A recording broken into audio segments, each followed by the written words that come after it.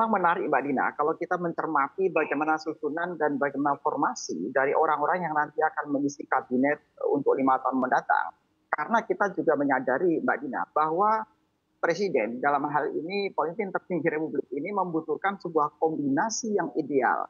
Satu berbicara masalah bagaimana harusnya kabinet ini diisi oleh orang-orang teknokrat, orang-orang yang ahli di bidangnya.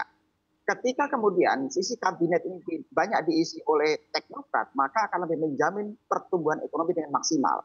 Tapi kita juga menyadari Mbak Dina bahwa Presiden juga membutuhkan tenaga-tenaga yang disupport dari sisi birokrat. Karena sisi birokratnya kemudian dia akan menjamin stabilitas. Jadi bagaimana kombinasi antara stabilitas dan akselerasi kemajuan itu akan diterjemahkan oleh Presiden dalam bentuk formasi kabinet ini. Dan kalau kita lihat Mbak Dina, kalau dari formasi yang ada itu memang Pak Prabowo lebih cenderung mementingkan stabilitas dulu di depan. Bagaimana Pak Prabowo itu memberikan kepastian hukum buat dunia usaha dan investasi, sehingga bagaimana akselerasi kemajuan itu nanti akan dilihat sambil jalan. Ini menjadi sebuah hal yang relatif wajar Mbak Dina, karena dalam sebuah pemerintahan yang baru, bagaimanapun berbicara Pak Prabowo adalah presiden di periode pertama, katakan seperti itu, membutuhkan dukungan dari lebih banyak unsur, lebih banyak sektor, dan ini yang menjadi perhatian Pak Prabowo. Poin kedua adalah tentang bagaimana tema keberlanjutan Mbak Dina.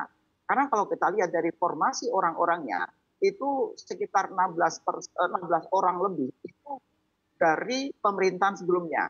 Jadi memang kita melihat bagaimana tema keberlanjutan ini betul-betul menjadi perhatian besar, menjadi hal yang digarisbawahi oleh Pak Prabowo ke depannya.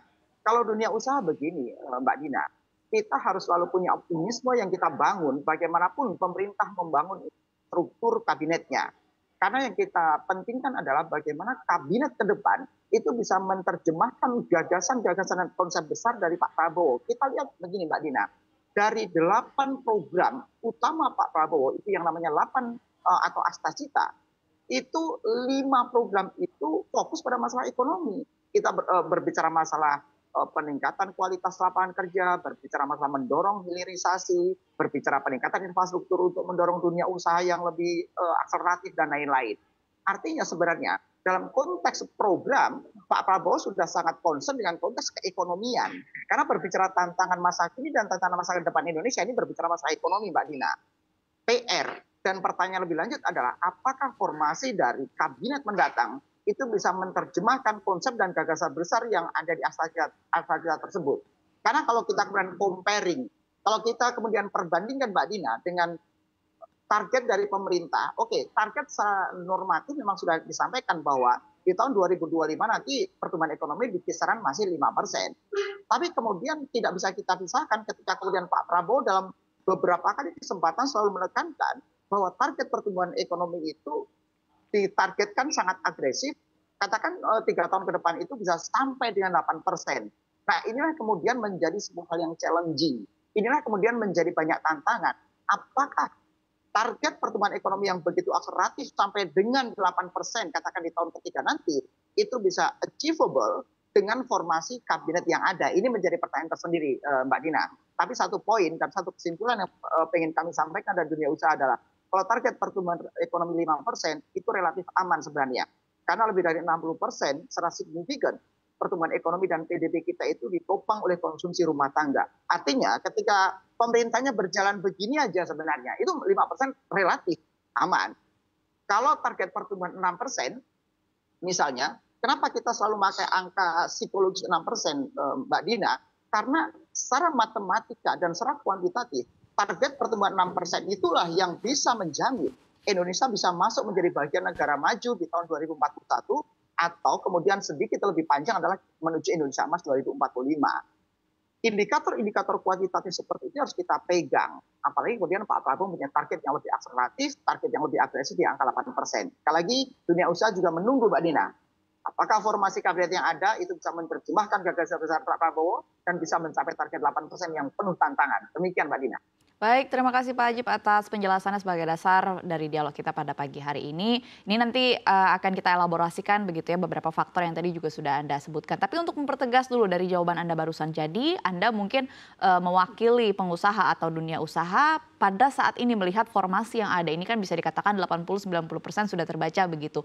Posisinya, pemetaannya, siapa-siapa saja sosoknya yang memang ya seperti yang sudah Anda sebutkan. Sebenarnya ini adalah sosok-sosok yang sudah kita kenal, bahkan 16 orang diantaranya adalah sosok-sosok yang sudah menjabat di kabinet sebelumnya. Apakah Anda puas dengan formasi yang saat ini sudah tergambarkan, Pak Ajib? Oke, kalau ukurannya adalah puas atau tidak, ini mempunyai ukuran-ukuran yang relatif dan subjektif sebenarnya Mbak Dina. Kita lebih baik fokus dengan bagaimana tantangan-tantangan program-program dari para kabinet yang sudah dipanggil ini gitu loh. Karena sekali lagi formasi kabinet bagaimana prerogatif presiden. Sekarang gini, kita sedikit ke studi kasus sebenarnya Mbak Dina. Kita berbicara tadi di awal disampaikan berbicara Kementerian Keuangan misalnya. Narasi yang terbangun sebelumnya dan menjadi bagian program unggulan Pak Prabowo adalah akan membentuk Badan Penerimaan Negara. Tapi kemudian kita lihat bagaimana formasi dari Menteri Keuangan yang bahkan juga sangat mungkin Menteri Keuangan kembali dijabat oleh Bu Sri Mulyani Indrawati. Sekarang potensinya akan ada 3 wamen. Wamen itu ada Pak Suhasil Nazara, which is beliau ini seorang profesional dan teknokrat karena beliau dari internal kementerian. Kemudian Mas Tommy Jiwandono, kemudian muncul nama katakan misalnya Pak Anggito Abimanyu yang tadinya kemungkinan yang ada kalau kita baca narasi di media adalah tadinya beliau jadi salah satu kader di Badan Penerimaan. Artinya kemudian ketika Pak Anggito Abimanyu ada menjadi bagian formasi Wamenkyu, maka sudah otomatis bagaimana konsep dari pajak, cukai dan PNBP yang menjadi penopang utama APBN tahun 2025 nanti itu akan fokus diurusi oleh satu wakil menteri tersebut. Kira-kira pertanyaan akan seperti itu. Pertanyaannya adalah, dengan formasi yang lama, katakan dengan Bu Sri Mulyani yang kembali menjabat jadi Menteri Keuangan, maka bagaimana dengan kebijakan fiskal tahun depan? Itu kan relatif sangat predictable, akan relatif sama dengan sebelumnya. Padahal sekali lagi, Mbak Dina, itu tahun 2025 nanti tantangannya kita luar biasa. 2025, 26 dan 27 selama 3 tahun berturut-turut. Utang jatuh tempo itu kita tidak kurang di 800 triliun. Itu angka yang sangat luar biasa signifikan. Poin kedua, Pak Prabowo punya program-program populis yang itu akan menyedot dana begitu luar biasa. 71 triliun itu akan habis hanya untuk makan berisi gratis, itu tahun 2025. Padahal tahun 2026 dan selanjutnya nanti akan dieskalasi. Bahkan idealnya di angka 300-400 triliun per tahun.